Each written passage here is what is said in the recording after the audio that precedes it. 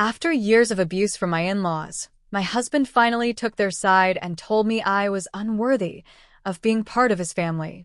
He kicked me out of the house, leaving me homeless. "You're on your own now," he said. As I walked away, I swore he would regret his decision. What he didn't know was that I had already prepared a revenge that would destroy his relationship with his family forever. I'm Melissa. I'm 42. I was married to Ethan for 15 years.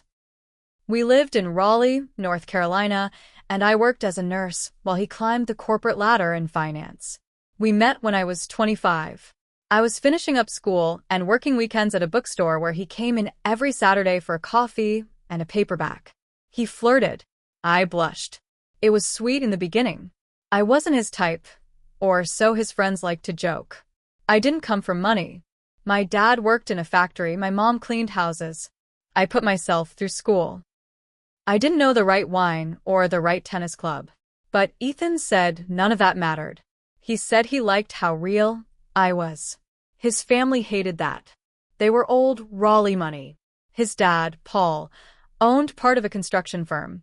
His mom, Claire, stayed home and made appearances at charity events. His sister, Madison, married a plastic surgeon and spent most of her time posting carefully posed Instagram photos of her kids and holiday tablescapes. From the first time I met Claire, I knew. I remember standing in their marble-floored foyer, clutching a bottle of wine I'd nervously picked out. Claire gave me one look and said, "That's sweet of you, dear. We usually drink reds from Napa, but I'm sure this will be fine." That wine was $24, which at the time was more than I had to spare. I felt stupid. Like I'd already failed some test I didn't even know I was taking. After we got married, it got worse. Holidays were torture. I was never family, always Ethan's wife. Claire would assign me kitchen duties like I was staff, while Madison bragged about her kids' private school and Botox. If I spoke up or had an opinion, Claire would cut in with something like, "Well, that's one way to see it," and smile like a snake. They questioned everything I did, how I dressed, how I talked, how I didn't fit in. Once, Claire actually told me she'd tried to set Ethan up with a judge's daughter before he got himself locked down. She said it with a laugh, like it was cute, like my marriage was some fluke they were waiting to correct. Ethan never defended me. Not once. When I brought it up, he'd shrug. "It's just how my family is."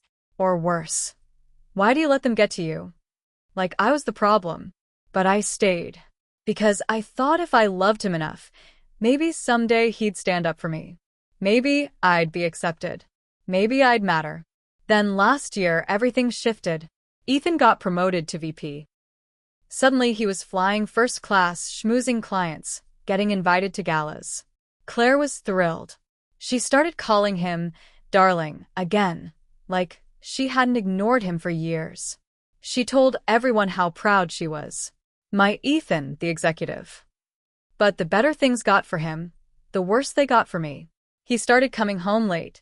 Stopped asking me about my day. When I tried to make plans, he'd say he was busy. I felt like a ghost in my own home. Then one night, I heard Claire's voice on the patio. I thought Ethan was out there alone, so I brought him his jacket. I froze when I heard her say, "She holds you back, Ethan. She's not one of us. You'll never get where you need to be if you're dragging her along." I turned around and walked back inside. I didn't sleep that night. The next morning, I told him what I'd heard. He just said, "They're not wrong." That was the beginning of the end. Within weeks, he was colder, distant. I started to feel like an outsider in my own marriage. Then one day, I came home from work, and the locks were changed. There were trash bags on the porch, with my name written in Sharpie. He opened the door just enough to look at me and said, "You're on your own now."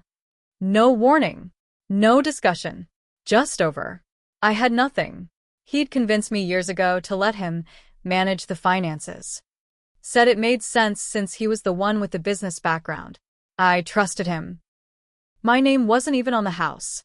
I had maybe $700 in my account. I slept in my car the first night. I was humiliated. Angry. But mostly I was broken. Then I remembered what I'd heard that night, and something inside me clicked. I started to put together the pieces. The way Ethan had been acting, the names he dropped, the calls he took in the other room. There was someone else. I was sure of it. And I was right. Her name was Sienna. Young. Pretty. Worked in accounting at his firm. But the real twist? She was also Paul's accountant, his personal one. And she knew everything. I reached out to her. I didn't even know what I was doing. I just needed someone to confirm I wasn't crazy. She didn't just confirm it. She dropped a bomb. Paul and Claire had been hiding money in offshore accounts for years, avoiding taxes, moving money through shell companies. And they used Ethan to do it. Everything was in his name. His father convinced him it was for protection. But it was a setup. If anything went wrong, Ethan would take the fall. Sienna was pissed. She tried to warn Ethan, but he ignored her. She hated Claire, and when I told her what they'd done to me, she agreed to help me expose them. Not to the cops. Not yet. I wanted to do it my way. I wanted them to implode first. So, I built a plan. And once it was in motion, there was no turning back. I didn't go to the police. Not yet. That would have been too easy. Too clean. What I wanted was for them to destroy each other first, before any charges were filed. I wanted to be the reason Ethan turned on his parents. I wanted Claire to see everything she built fall apart because she underestimated the woman she tried to erase. So I waited. I watched. I let the poison do its work. The first step was subtle. I gave Sienna copies of some of Claire's texts. The ones where she'd made bigoted comments about clients, gossiped about investors, even bragged about how clever their offshore setup was. We used a burner account and started leaking bits of that to the right people inside Ethan's company. Nothing too obvious. Just enough to spark whispers. Doubts. Internal reviews. Then I made sure Claire found out about Sienna. She didn't know her son was cheating. Not officially. So I mailed a flash drive to her country club anonymously. Inside. Photos, emails, receipts. Proof. I knew Claire's ego couldn't take that kind of public stain. And it worked. She confronted Ethan during a family dinner in front of Paul and Madison and two family friends. Sienna told me later what happened. Ethan showed up at her place that night, furious. Drunk. He said Claire called him a disgrace and told him he was dead to her. Paul didn't say much, but apparently he made a comment about not wanting to drag the family into your mess. That's when Ethan started to crack. He called me 2 days later. No apology. No emotion. Just this tight, careful voice asking if I knew anything about some photos going around. I didn't answer. Just hung up. But now he was nervous, which made him sloppy. I watched as Ethan tried to cover his tracks. Tried to shift money. Change accounts. But I already had what I needed because Sienna still had access.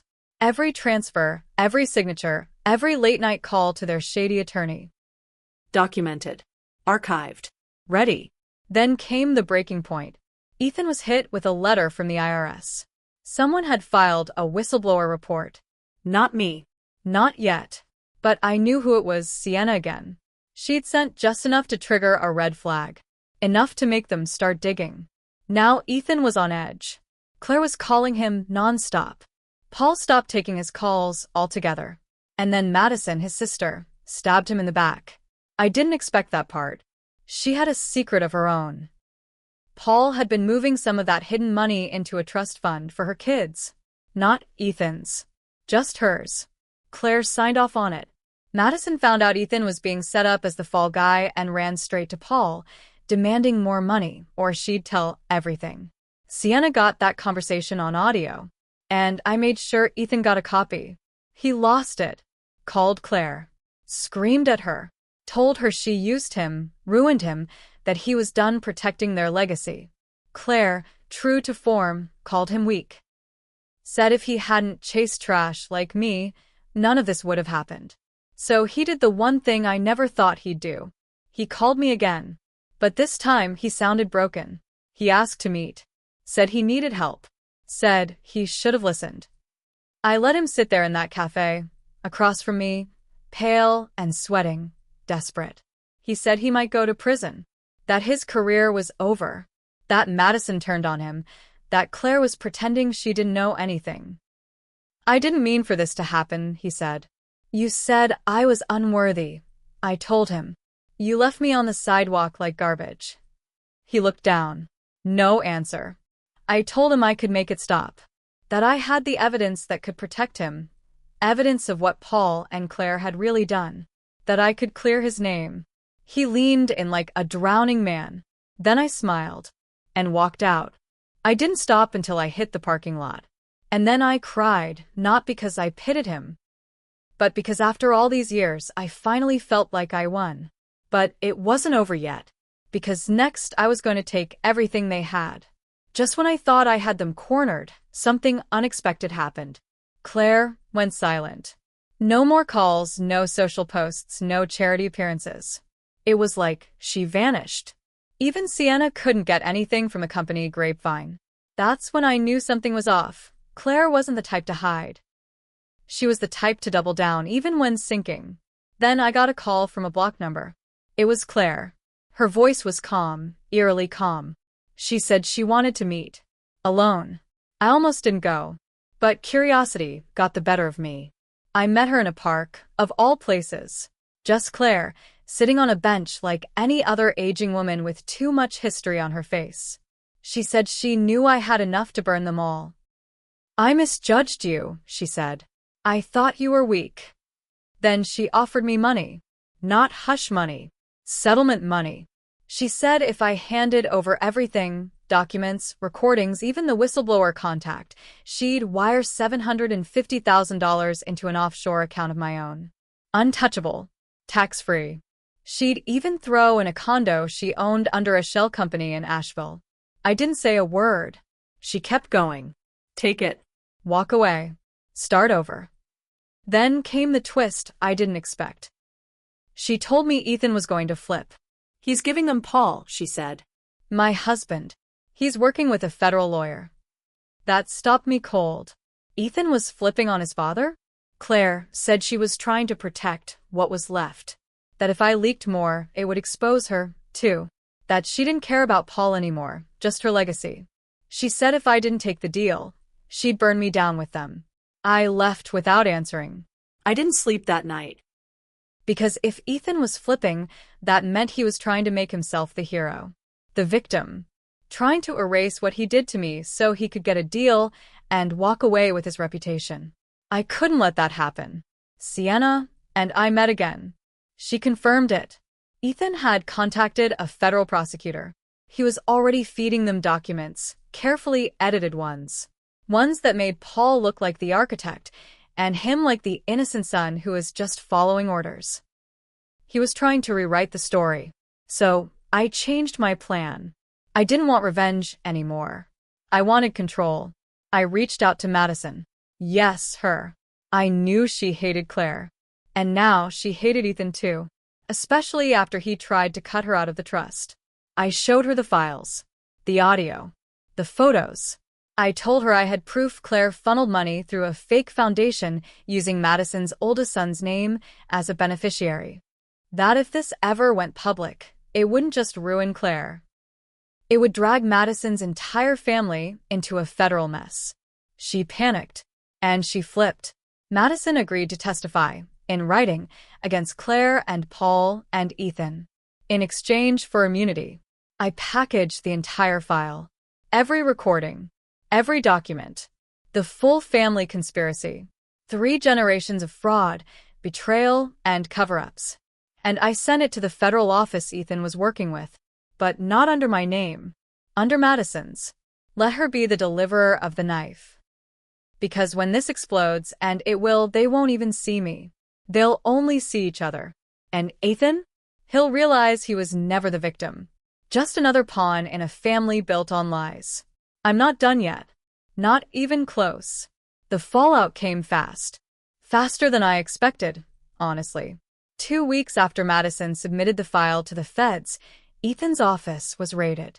Not some early morning quiet knock. This was a full-blown federal seizure. Laptops, hard drives, even the files he thought he'd cleaned up. It was all taken. He was arrested 2 days later.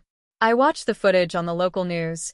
Ethan in handcuffs, trying to shield his face from the cameras, that same face that once told me I was on my own now.